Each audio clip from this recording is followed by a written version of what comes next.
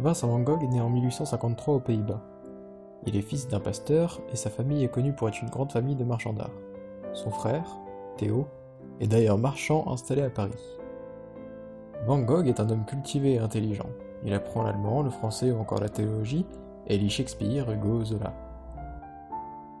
Avant de devenir peintre, Vincent va d'abord essayer plusieurs voies de métier sans succès. Il va tenter de devenir pasteur, marchand d'art et voulait même être dessinateur et non peintre à la base. Il arrivera dans le monde de la peinture par dépit. Vincent van Gogh est aussi connu pour n'avoir vendu qu'un seul tableau de son vivant, et pour n'avoir eu une carrière que de seulement 10 ans. Ainsi, il commence sa carrière en 1881 à l'âge de 27 ans en tant que missionnaire dessinateur. Ce travail se porte principalement sur les agriculteurs dont il faisait des portraits. Puis, il arriva à la peinture. Sa technique est marquée par son utilisation de la matière via de grosses couches de peinture. Ses couleurs sont dans des teintes plutôt vert-marron, et la technique de l'artiste est inspirée de Millet qui va devenir son maître. Pour lui, le portrait touche plus que les paysages. Vincent van Gogh va dans ses premiers tableaux chercher à montrer les mineurs et agriculteurs, ceux qui sont dans le même état de misère que lui. On retrouve un côté humain très important dans ses tableaux, via des portraits de paysans en ton de jeu. Tous ces portraits l'amènent à sa première œuvre majeure, les mangeurs de pommes de terre. On y voit des gens attablés, mangeant ce qu'ils récoltent. Le tableau est très sombre et a un côté dramatique, ajouté à une beauté du quotidien. S'il y a beaucoup de noir, c'est en référence au maître du XVIIe siècle. À ce moment-là de sa vie, Van Gogh vit dans la misère. Il est pauvre et ses revenus ne lui permettent que d'acheter des fournitures et très peu de nourriture, ce qui crée des carences.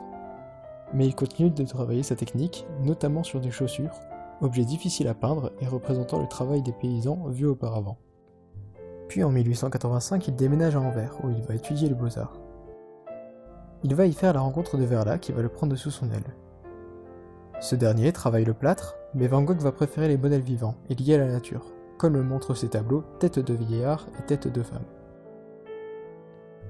Ses œuvres sont plus complexes et travaillées, car l'artiste se rapproche de Rembrandt. En 1886, il va déménager à Paris dans le quartier Montmartre. Il y réalise son autoportrait avec une pipe. C'est l'un de ses premiers portraits de lui-même. Durant son séjour, il va devenir l'ami de Toulouse-Lautrec, qui va l'inspirer, pendant qu'au même moment il s'intéresse à l'univers de Claude Monet. Si au début il continue ses natures mortes sombres, il découvre rapidement l'impressionnisme, marqué par des traits visibles et une palette différente. Donc, il change sa tonalité de couleurs pour des couleurs plus claires. On le voit dans son autoportrait de 1887, il peint aussi des paysages parisiens comme le moulin de la Galette. Après cela, Van Gogh va s'intéresser au post-impressionnisme et au pointillisme qui travaillent avec des points. Il va étudier des natures mortes via des fleurs avec une grande inspiration japonaise, pays qui le fascine. À côté de ça, Vincent lit énormément et va utiliser les livres comme sujet, notamment dans Roman parisien. On y voit une forte présence de jaune qui va devenir sa couleur de référence. On voit aussi une inspiration impressionniste. Par la suite, Vincent van Gogh va faire de nombreux autoportraits, tous dans des styles différents, car pour lui, il y a plein de représentations possibles d'un même sujet et personne. Il travaille son impressionnisme et représente aussi la ville de Paris qui l'inspire énormément. Dans Boulevard de Clichy, on retrouve une sensation de rapidité, beaucoup de détails et du pointillisme. Dans son autoportrait au chevalet, il nous montre qu'il est un homme simple, juste vêtu d'une blouse de travail avec des couleurs rouges. Vincent van Gogh est un homme fasciné par le travail sur les lumières de Paul Cézanne. Il va à Arles retravailler la richesse de la nature via des natures mortes de fleurs et des paysages. C'est aussi à ce moment-là que Vincent van Gogh peint un de ses tableaux les plus cultes, La chambre de Vincent à Arles, où chaque objet a une place et une signification très précise. On voit aussi de plus en plus de tableaux de nuit, comme Terrasse du café le soir, représentant le café où il passait énormément de temps. Il entame ensuite une série de tableaux sur les tournesols, dont le plus fameux était destiné à Paul Gauguin, son ami peintre parisien avec qui il voulait monter une maison d'artiste. Mais un soir, une dispute éclate entre les deux peintres, et Gauguin va rentrer à Paris. Quand soudain, Van Gogh, saoul et commençant à sombrer dans la folie, se coupe l'oreille, ce qui donnera son autoportrait à l'oreille bandée. Vincent van Gogh va être soigné en hôpital, mais il reste paranoïaque et finit interné à un asile situé non loin d'Arles, à Saint-Rémy. À cet asile, il n'y a plus beaucoup de sujets, mis à part quelques vieillards en pleurs ou autres patients. Cela l'amène à s'utiliser comme sujet, notamment dans l'autoportrait à Saint-Rémy que je vais vous analyser. Ainsi, pour faire une parenthèse, cet autoportrait est l'un des derniers de Van Gogh, car il est fait à l'asile en 1889, peu avant son suicide. On le voit droit, en costume, fixant le spectateur. Vincent a expliqué qu'il préférait les autoportraits en peinture plutôt qu'en photographie, car ils amènent à un voyage introspectif dans lequel on s'ouvre au monde. Concernant la composition, on voit Vincent Van Gogh de 3/4, tourné comme s'il ne voulait pas que l'on voie son oreille coupée.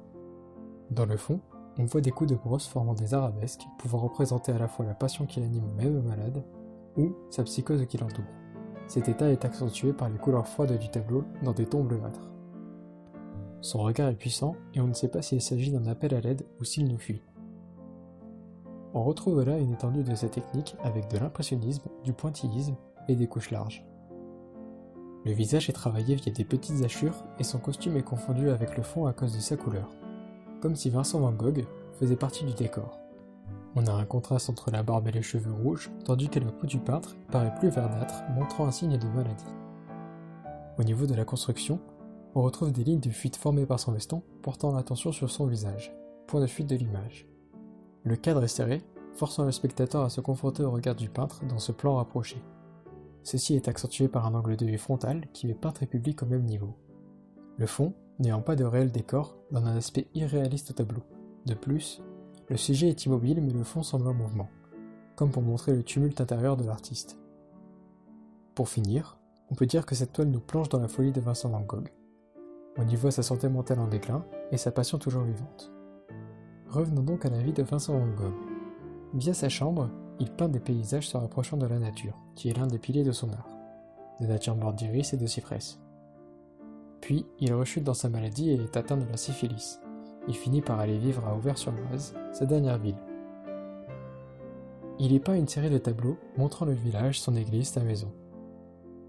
Puis en 1881, en pleine folie mentale, il peint son dernier tableau, Chant de blé au corbeau, et finit par se suicider d'une balle dans la poitrine, laissant derrière lui plus de 1500 tableaux.